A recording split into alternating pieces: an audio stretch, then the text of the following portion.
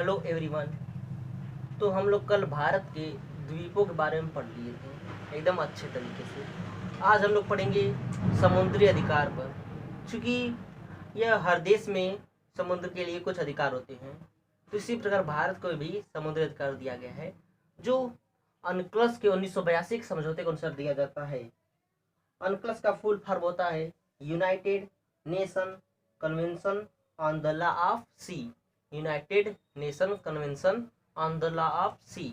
ये 1982 के समझौते के अनुसार इस सभी की तटरेखा के लिए आधार रेखा मान लिया गया है। देखिए, जैसे देखने में आपको सीधा लग रहा है, तो अगर आप इसको जूम करके देखेंगे तो बिल्कुल इस प्रकार रहेगा, इस प्रकार। इसके लिए एक आधार रेखा मान लिया गया इसे, और इसी आधार रेखा से सभी को यहाँ से इस निश्चित दूरी से तय किया गया कहाँ तक किसको अधिकार रहेगा। तो इसी प्रकार भारत को 3 प्रकार से अधिकार दिया गया।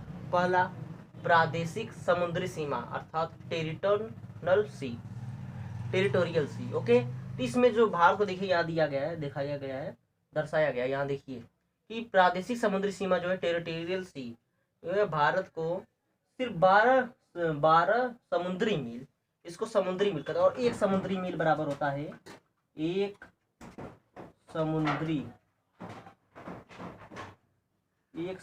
मील बराबर होता है 1.8 मील। ओके, एक समुद्री मील बराबर होता है 1.8 मील। तो भारत को पहले के अनुसार प्रादेशिक समुद्री सीमा, जिसे टेरिटोरियल सी कहते हैं, इसके अनुसार भारत को 12 समुद्री मील तक अधिकार दिया गया है। इस पर इसको संपूर्ण अधिकार दे दिया गया है।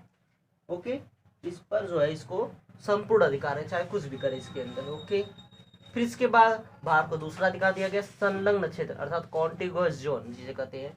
इसमें भारत को देखिए ये वाली रेखा 24 समुद्री मील तक अधिकार दिया गया है, जिसमें भारत इसको साफ सफाई का अधिकार इसमें है, और इसमें सीमा शुल्क का भी अधिकार है और वित्तीय अधिकार भी है। अर्थात सीमा शुल्क का मतलब जैसे मान लीजिए अमेरिका से कोई पानी वाला जहाज आया और यहाँ से वापस चला गया, यहीं से यू टर्न हो गया, तो पैसा नहीं लेगा। लेकिन अगर ये इसमें घुस गया और इसमें से अगर टर्न लेगा तो यहाँ पर भारत उससे सीमा शुल्क वसूल सकता है।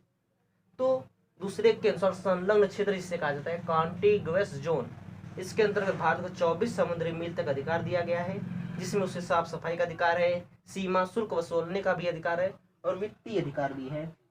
ये देखिए आधार रेखा मैं बता दिया हूँ, तो आधार रेखा दिया गया, ये नहीं कि जहाँ टेढ़े मेढ़े वहीं से नहीं नापा। इसके लिए मिलाने के लिए एक आधार रेखा मान लिया गया और इसी आधार रेखा से सभी को निश्चित दूरी तक तय किया गया है। इसी के अनुसार आधार रेखा से 24 समुद्री मील तक अविच्छिद मंडल में साफ सफाई का अधिकार, सीमा शुल्क वसूली करने का अधिकार भी, इसे हम लोग अविच्छिद मंडल भी कहते हैं इस संलग्न क्षेत्र को। ओके, इसके बाद भारत को नेक्स्ट अधिकार दिया गया जिसे हम लोग कहते हैं अनन्य आर्थिक क्षेत्र EEZ। ओके, इसके अनुसार भारत को 200 समुद्री मील तक अधिकार दिया गया, जिसमें वो संसाधनों के दोहन करने का अधिकार है। तो चूंकि जो संसाधन सबसे अधिक है भारत में, वो हर जगह हमेशा चाहे कोई भी देश हो, सबसे अधिक संसाधन समुद्र में ही पाया जाता है। जैसे मुंबई भारत का सबसे बड़ा मुख्य संसाधन केंद्र है, जो देखिए अगर ध्यान से देखेंगे तो मुंबई इस तरह है, समुद्र में ही है। तो जितने भी संसाधन केंद्र हैं वो सब समुद्र में सबसे अधिक है।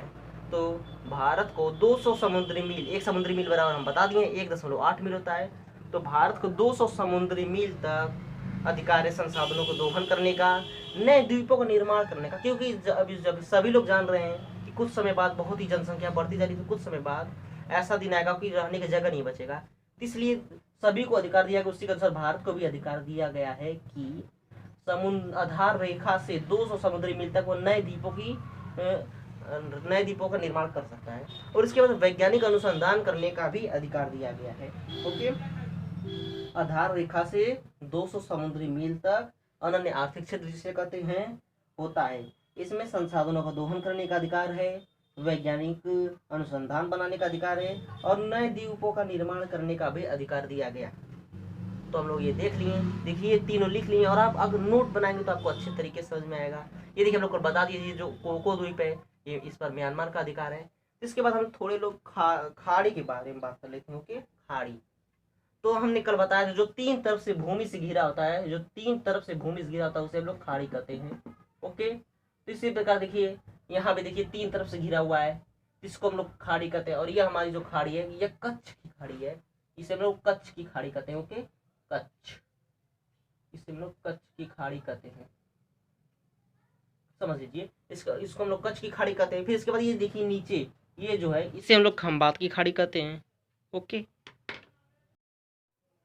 इसके बाद ये देखिए नेक्स्ट जो है हम लोग यहाँ पढ़े थे कल, पंबन द्वीप जो राम सेतु है। तो यहाँ देखिए राम सेतु, और इधर ये देखिए भारत, इधर श्रीलंका।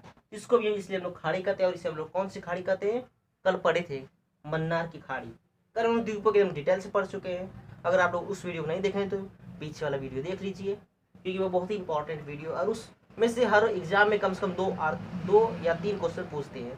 तो ये देखिए, ये हो गया हमारा कौन सा, मन्नार की खाड़ी। तो हम लोग खाड़ी के बारे में पढ़ लेंगे। देखिए इसे हम लोग कौन सा कहेंगे, ये है कच्छ की खाड़ी, ये है खंबात की खाड़ी, और ये है मन्नार की खाड़ी। और चूंकि हम लोग इसको बंगाल की खाड़ी कहते हैं और इसे अरब सागर, तो आप लोग कहेंगे ये तो देखिए कहीं से घिरा नहीं है, तो इसको हम लोग क्यों बंगाल की खाड़ी कहते हैं। तो ये भी समझ लीजिए। देखिए इधर भारत है, और इधर म्यांमार, फिर म्यांमार के इधर भी बहुत से देश है, और यहाँ पर इस प्रकार थाईलैंड तक यहाँ देश है। तो ये देखिए 3 तरफ से घिर गया कि नहीं, इधर भी इसी प्रकार देश है, इस साइड भी, इस साइड भी, इस साइड। तो ये देखिए 3 तरफ से घिर चुका, इसलिए हम लोग इसको खाड़ी कहते हैं। लेकिन इन सभी को जो है, इसको इंग्लिश में गल्फ कहेंगे, इसको गल्फ कहेंगे, इसको गल्फ कहेंगे, लेकिन इसको हम लोग बे कहते हैं, बे ऑफ बंगाल। क्यों, तो इंग्लिश में यही अंतर है। देखिए बे और गल्फ में, गल्फ जो होता है वो छोटा सा खाड़ी होता है, और बे देखिए बहुत बड़ा है, इसे हम लोग बे ऑफ बंगाल कहेंगे। इसे हम लोग गल्फ ऑफ बंगाल नहीं कहेंगे। क्यों, क्योंकि ये बहुत बड़ा है और 3 तरफ से घिरा, इसलिए हम लोग इसे बे ऑफ बंगाल कहते हैं। और इसे हम लोग कहेंगे गल्फ ऑफ मन्नार, ये है गल्फ कच्छ गल्फ। इसी प्रकार ये भी है खंबात गल्फ। तो ये देखिए खंबात की खाड़ी, और ये देखिए कच्छ की खाड़ी, और ये मन्नार की खाड़ी, और ये है बंगाल की खाड़ी। लेकिन इसको हम लोग इंग्लिश में कहेंगे बे, इसको इन सभी को कहेंगे गल्फ। क्यों, क्योंकि ये सब छोटे हैं और ये बहुत बड़ा है। तो ये देखिए हम लोग खाड़ियों के बारे में जान लिए। ये बंगाल की खाड़ी है, और इधर अरब सागर, और नीचे हिंद महासागर है। ये हम लोग जानते ही हैं। अब हम लोग इसके बाद चैनल के बारे में बात कर लेते हैं। जैसे हम लोग कल बताए थे, यहाँ अंडमान और निकोबार के बीच 10 डिग्री चैनल है। चैनल किसे कहते हैं, कल हम लोग बता दिए। जो सकरा समुद्र होता है, अर्थात ये देखिए जैसे छोटा सा समुद्र होता है गली जैसे, उसको हम लोग चैनल कहते हैं। तो ये देखिए 10 डिग्री चैनल हम लोग कल पढ़ चुके थे। फिर से एक बार बता देते हैं, ये निकोबार है और ये अंडमान है। तो डिटेल में पूछ देगा तो ये लिटिल अंडमान है और ये कार निकोबार है। तो जो 10 डिग्री चैनल है, ये लघु अंडमान और कार निकोबार के बीच स्थित है। इसी प्रकार ये देखिए 9 डिग्री चैनल, यहाँ देखिए लोग क्या है, यह लक्षद्वीप और ये मिनिका है। तो ये भी पेपर पूछा है, 9 डिग्री चैनल किन 2 द्वीपों को जोड़ता है, तो एक लक्षद्वीप और दूसरा मिनिका है। और इसी प्रकार ये 8 डिग्री चैनल है, और देखिए एक जो है मिनिका है वो मालदीव को जोड़ता है। तो पहले जो हम लोग थे ये हम भूल जाते थे, मैं खुद ही भूल जाता था कि कौन सा 8 ऊपर होगा कि नीचे होगा। लेकिन जब से हम लोग ये पढ़ लिए ये डिटेल में, ये 0 इसके ऊपर 1 2 इसी प्रकार, तो ये हम लोग अब समझ गए, क्योंकि 8 नीचे से आ रहा है इसलिए 8 नीचे होगा, इसके ऊपर 9 होगा।